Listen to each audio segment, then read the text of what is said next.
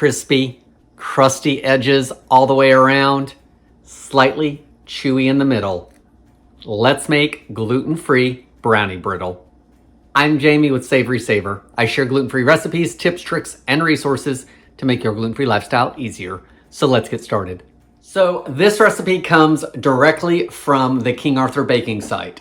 And in the recipe, they do not say that they use gluten-free flour. They just use their all-purpose regular flour.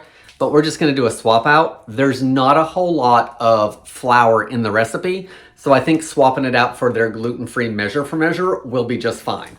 So there's not a whole lot of ingredients. They're basic ingredients that you probably already have in the house. So let's get started. The recipe starts with us preparing our baking sheet and preheating the oven. I'm gonna prepare my baking sheet, but I'm not gonna turn on the oven just yet because it's a preheat of 325. So I'm gonna wait just a few minutes, and once we get the batter on here, that'll just give it a few minutes to hydrate a little more before going into the oven. So I have a large sheet pan here. I have coated it with parchment paper.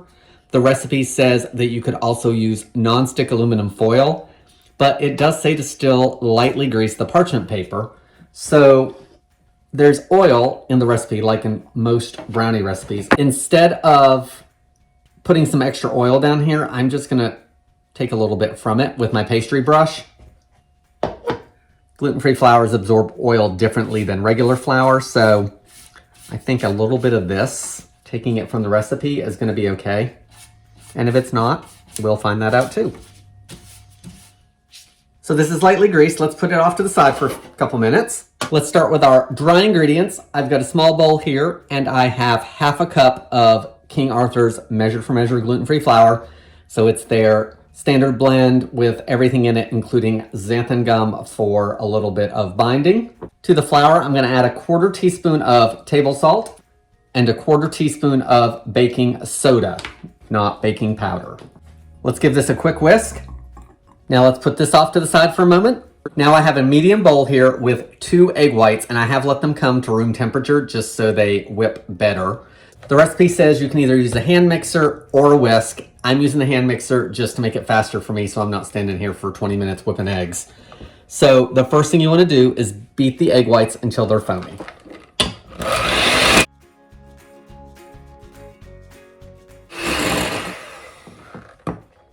Okay, those look nice and foamy, and it probably took me 10 to 20 seconds. So much faster than it would be if I hand whisked it. Now I'm gonna add 3/4 of a cup of sugar, and I'm gonna stream it in while I'm mixing. Once all of that is in there, we're going to mix it until this forms ribbons. How that will work is I'll lift out the mixer with it off, and it should stream back into the bowl, and it should leave little ripples before it goes back into the full egg white sugar mixture. So we should be able to see those ribbons on the top.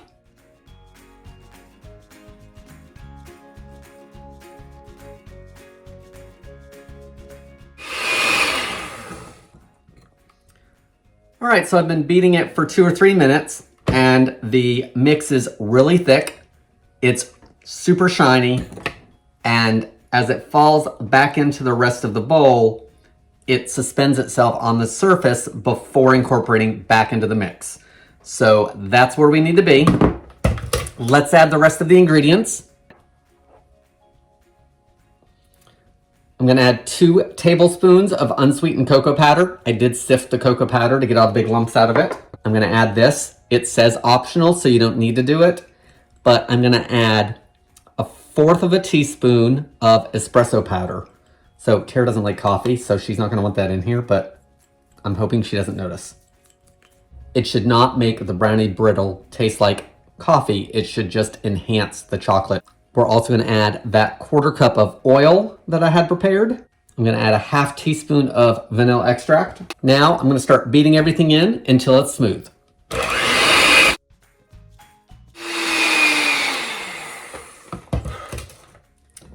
Okay, that batter looks nice and smooth, so we're done with our mixer. I'm gonna turn the oven on at this point because we're almost ready to put it on the pan. So I'm gonna let the oven start preheating to 325 degrees Fahrenheit. Let's get rid of our mixer. I'm gonna whisk in this half cup of gluten-free flour, and you just want to whisk it until there are no white streaks of flour in your mix.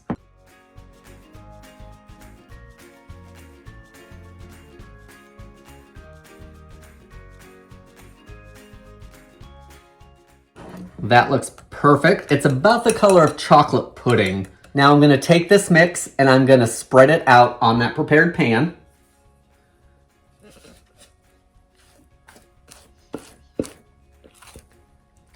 You wanna spread it out until it's about 10 by 13. And we're gonna aim for a rectangle here because of the way we're gonna cut it. So I'm sure it's gonna end up looking like a blob by the time I'm done with it. Now it's all spread out, and I'm gonna cover it with about a cup of chocolate chips. I'm using the minis, so I've got a cup here, but I may dial it back a little bit just because these are smaller than the regular sized ones.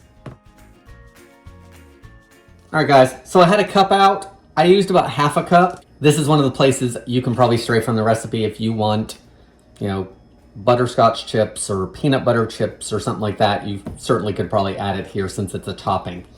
So now we need to bake this. My oven is ready.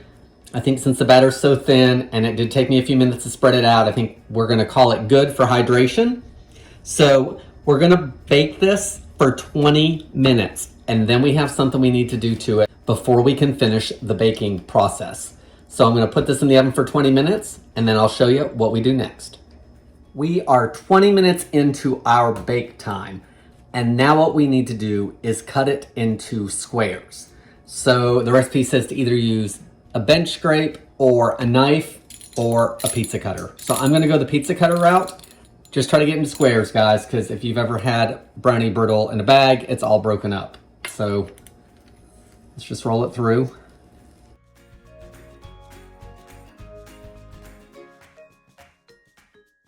And as you can see by the roller, I'm getting pretty sticky. So that might be a reason to actually use a knife or a bench scrape. So let's try that and see how that works. All right, here's my bench scrape. Let's see if this works any better for me. With less sticking, hopefully.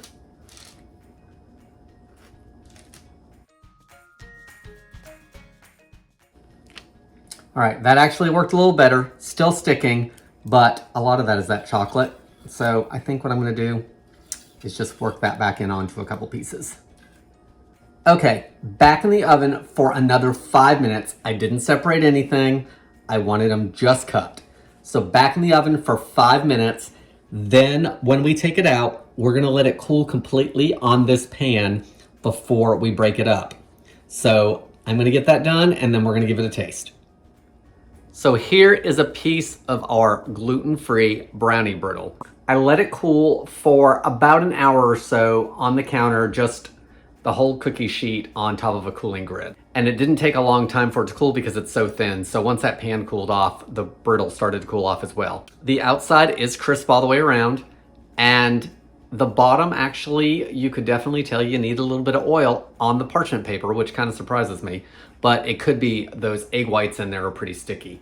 So let's give it a taste. Let's see if we can hear it crack, or if we don't. Yeah, so not really much of a crack. So it does have that crunchier exterior, and the inside is chewy. Let me get another piece. So that piece was actually a little crunchier. One thing I will say is it's not as crispy as the packaged stuff. They probably do something different in the process of it to make it even crisper. Probably maybe even dehydrate it, I don't know, or cook it lower, longer. I'm not real sure, but it's not as brittle as the packaged stuff that you get. I do like that chocolate on the top, however, it does get melty. So just be aware of that if you make this. I did use the mini chips. Maybe the bigger chips would hold together a little better, but ultimately it's still pretty melty. It's actually a little bit warm in here too. We're in January and we're having a little bit of a spring bump in the temperature. So it's about 71 in the house as well as outside for the end of January. So you want to keep it in an airtight container. King Arthur says it'll hold for about 5 days, but remember that is with regular all-purpose flour and we use gluten-free. So they may dry out faster or they may not. Guys, what do you think of this gluten-free brownie brittle?